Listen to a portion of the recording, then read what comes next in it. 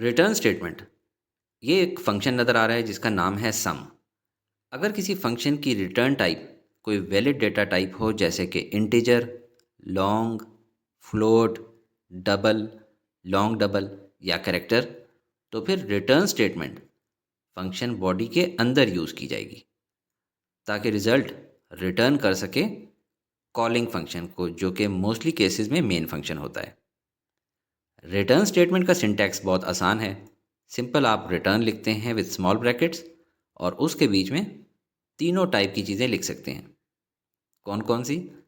Expression, या फिर variable जिसने रिजल्ट होल्ड किया हो, और या फिर कोई कांस्टेंट। चलें बुकिश एग्जांपल देखते हैं। ये एक यूज़र डिफाइंड फंक्शन है जिसका नाम है क्यूब। जब इसे कोई इंटीजर वैल्यू इनपुट होती है तो ये फंक्शन उसको 3 टाइम्स मल्टीप्लाई करता है और उससे जो रिजल्ट आता है वो वेरिएबल सी में स्टोर कर लेता है और फिर रिटर्न स्टेटमेंट की मदद से वापस भेजता है कॉलिंग फंक्शन को, जो कि मोस्टली मेन फंक्शन होता है। अच्छा, अगर फंक्शन रिटर्न स्टेटमेंट का इस्तेमाल करते हुए वैल्यू रिटर्न करे तो फंक्शन कॉल या तो डायरेक्टली फ्रॉम अ स्टेटमेंट होनी चाहिए या फिर एक्सप्रेशन से। इन दोनों बातों का मतलब क्या है, ये मैं एग्जांपल से समझाता हूँ।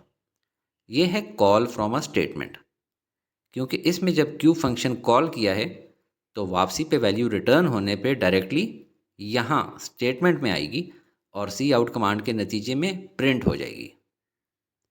दूसरी एग्जांपल, इसमें एक्सप्रेशन यूज़ की गई है, यानी क्यूब फंक्शन कॉल होने के बाद जब वैल्यू रिटर्न होके आएगी तो वो यहाँ स्टेटमेंट में ही आएगी, पर फिर असाइनमेंट ऑपरेटर की वजह से वेरिएबल y को असाइन हो जाएगी।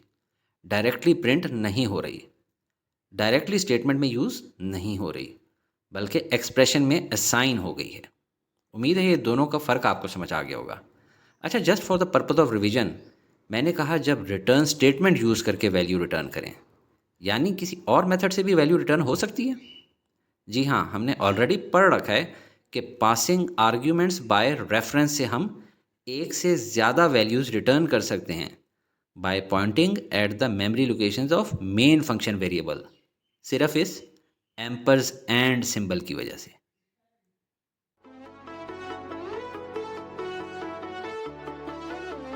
Study with me, a learning experience.